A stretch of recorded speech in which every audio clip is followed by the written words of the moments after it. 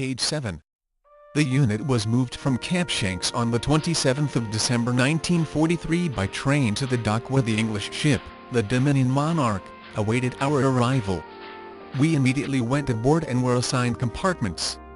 The ship was completely loaded that night, but did not set sail until the following night on the 28th of December 1943. Rough weather and waters were encountered on our first day out of port, and this brought about many cases of seasickness. The remainder of the voyage was much better, for the weather and conditions of the water had improved. The enlisted men were messed in their compartments twice a day, while the officers were messed in the ship's dining room. The food was of poor quality and poorly prepared, and many of the men kept their stomachs full by continuous munching of chocolate candy bars. Exercises were held daily on the boat's deck, and this did a great deal to keep the men in good physical shape. The convoy was a large one, and ships of all types could be seen in all directions as far as the naked eye could see. In our immediate vicinity were oil tankers, 3 Liberty ships, and 3 converted flat tops. Our escort consisted of a Navy cruiser and numerous destroyers that were continually shooting about like small water bugs. These ships, whether in sight or not, gave us a most comfortable feeling of safety. Boat drills were held daily during the voyage, as well as gun drills for the naval crew. Liverpool, England was our destination, and we arrived in that harbour the morning of the 9th of January 1944, but did not dock until the next morning.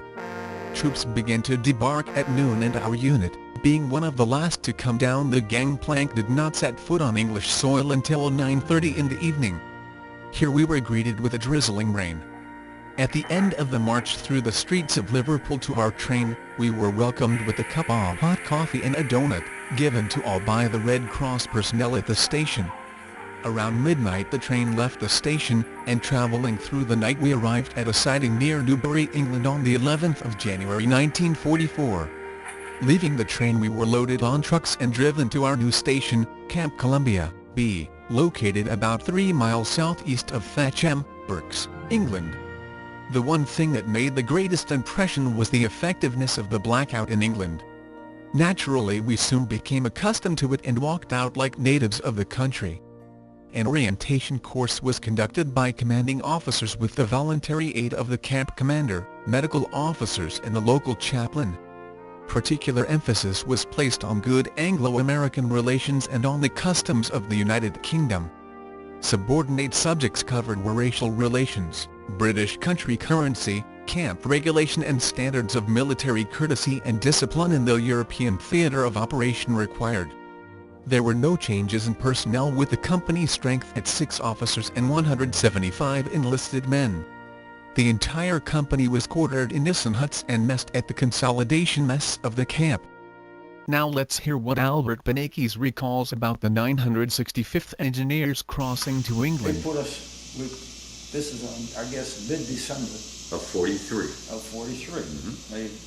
We got on. You gotta load up the train left again? our equipment though. No equipment. Now that was, we just left it there. Loaded on a train.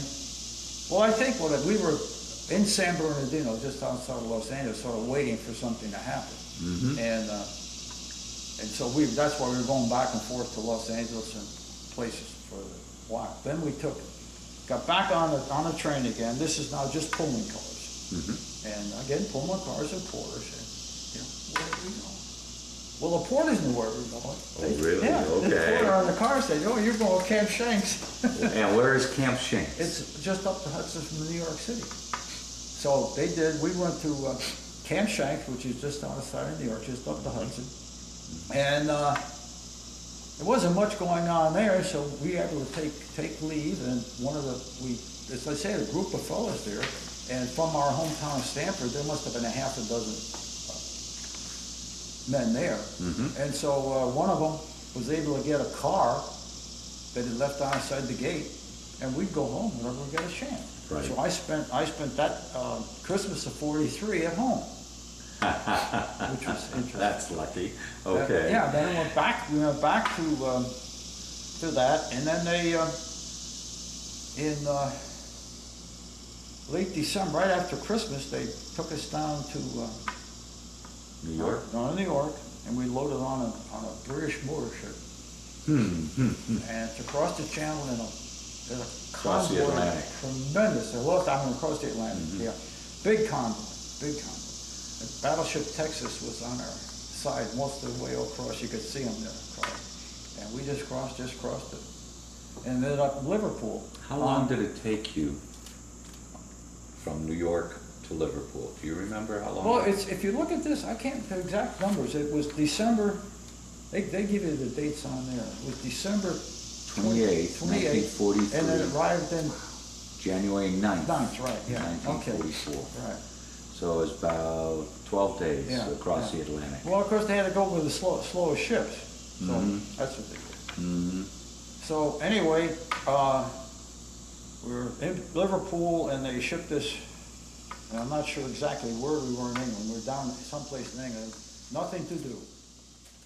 You know, so they had Based on Lieutenant Booth's and Albert Bonacier's accounts of the 965th Atlantic crossing, their convoy took 12 days, but they debarked from their ship the following morning, so their days of travel would be 12 days plus.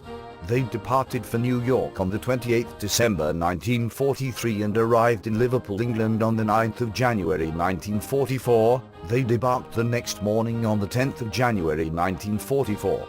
Based on the history of convoys and routing, headquarters of the Commander-in-Chief, United States Fleet and Commander, 10th Fleet, page 11. This information provided by the United States Naval Administration in World War II, they must have been a part of convoy designated as U.C. 8/10 as listed in their charts for all Atlantic crossings from New York to Liverpool, England in the month of January 1944.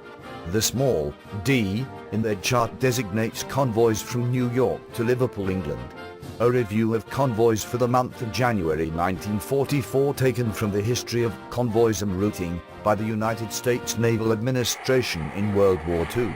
The first month of the new year started off auspiciously for U.S. convoys, no ships ever damaged by the enemy. Interest was focused in the British North Atlantic trade convoys, where high to precipitous seas with gales up to 75 knots directly or indirectly caused the loss of 3 merchantmen. 2 of these were stragglers believed sunk by U-boats. First, the New Empire-Listman, BR, was attacked on 31 December while straggling from convoy designation ON 217, then given the coup de grace on 3 January. Also, the new U.S. Liberty ship, Sumner I. Kimball, was sunk 16 January, probably by torpedo while straggling from the convoy designated as ON 219. Then the Joseph Smith, another new Liberty ship, in the convoy designated as ON 218, broke up from weather on 11 January, without loss of life. In addition to these casualties, the severe storms lengthened voyage times by 1 to 3 days over December. In the East Coast area, the month was notable for the virtual absence of submarines. The last U-boat left sea frontier areas after the first week of January, a situation probably unprecedented since the war began. So based on those facts, the timing of the 965th Engineers crossing of the Atlantic Ocean could not have been planned any better because of the absence of German U-boats in the North Atlantic at the time they were sailing for England. In Lieutenant Booth's accounts of the crossing, where he mentions there were 3 other Liberty ships that were in their convoy. I believe one of them was HMT Duchess of Richmond. They departed New York on the 29th of December 1943 and arrived in Liverpool, England on the 8th of January 1944 with the battleship USS Texas as one of their escorts. The HMT Duchess had about 5,000 soldiers and the 735th Military Police Battalion with 27 officers and 713 enlisted men were among them. Another unit that was in this convoy was the 981st Field Artillery Battalion, and they were boarded on the U.S. Edmund B. Alexander of the United States Army transport ship. They left Boston, Massachusetts on the 29th of December 1943 and arrived in Liverpool, England on the 8th of January 1944. And another unit was the 24th Armored Engineers Battalion of the 4th Armored Division, sailed from Boston, Massachusetts on the 29th December 1943 and arrived in Liverpool about the 10th of January 1943. These units are only a few of the many Army units that were on the troop ships in this convoy. A typical convoy will have a place designated offshore for all ships to meet and form into the convoy's configuration. Once all ships are accounted for, the convoy will then proceed at a faster rate of speed to its final destination. So the departure dates are generally plus or minus a day, and the embarkation dates can be even more. A more troubling fact is that the records of ships used to carry troops to their theaters of operations were destroyed intentionally in 1951. According to the United States National Archives records, in 1951 the Department of the Army destroyed all passenger lists, manifests, logs of vessels, and troop movement files of United States Army transports for World War II. Sorry, but there was no word on why the records were destroyed. Thus there is no longer an official records of who sailed on what ship, though there are still valuable sources that can be found. So this web page is an informal collecting ground for information about troop ship crossings. I have submitted the 965th crossings to this site, which is called the World War II Ship Crossing website. Update on the convoy with additional information from Jim Homan. I talked with Jim Homan on the 27th January 2012, who was attached to the 735th Military Police Battalion with 27 officers and 713 enlisted men. They were aboard the HTM Duchess of Richmond in the same convoy as the 965th Engineers. I came across Jim on one of the ship's crossings website where he posted his units crossing to England. He also posted his email address, so I dropped him a line saying the 965th Engineers also crossed in the same convoy as his. He emailed me back with his telephone number, so I called him. Jim is now 86 years young and was very forthcoming in our conversation about his time in the service. He now lives in Tennessee, and in our conversation he explained that his unit stayed in England during the war.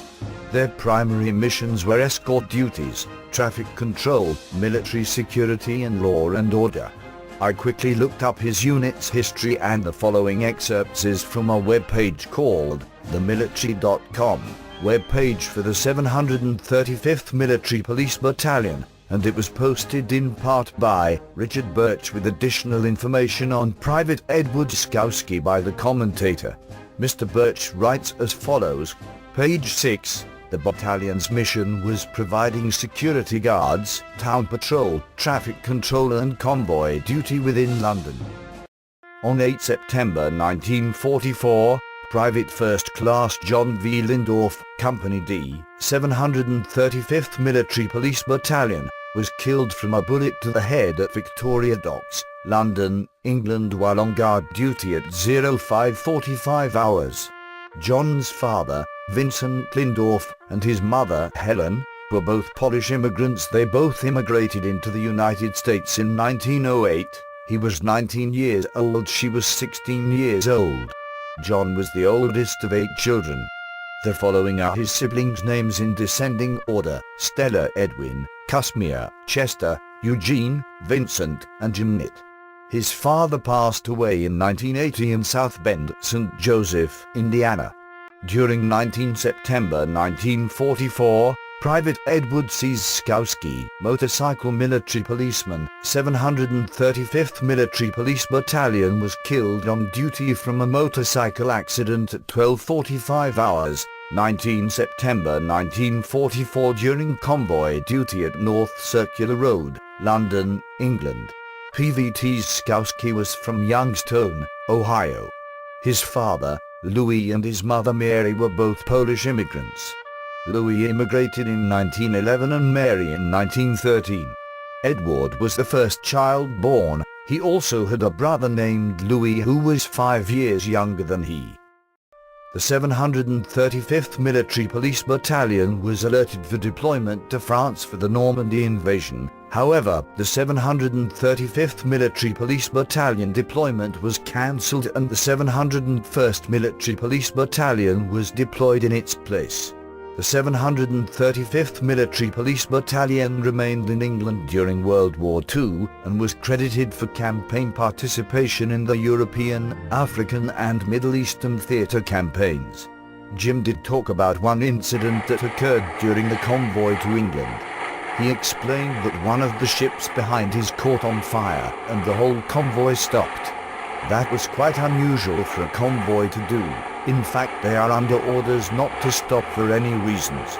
If an accident occurs, the main body of the convoy does not stop to assist.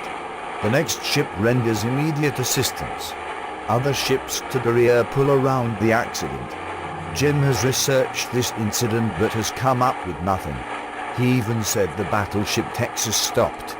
I am not implying that convoys never stop, they do stop, for a host of reasons, but when they do stop they only stop for 10 to 15 minutes, and never if they are under attack. So it sounds like it was an accident. Further research into this event will be made to see if the circumstances of this incident can be documented. In my conversation with Jim, I said I would send him the 965th Engineers crossing to England. I also explained to him that his information would be included. Jim has kept in touch with several of his buddies over the years. Now sadly, they have dwindled to just a few today.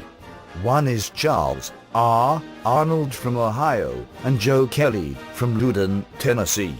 And lastly there is Larry Gitto from Ohio.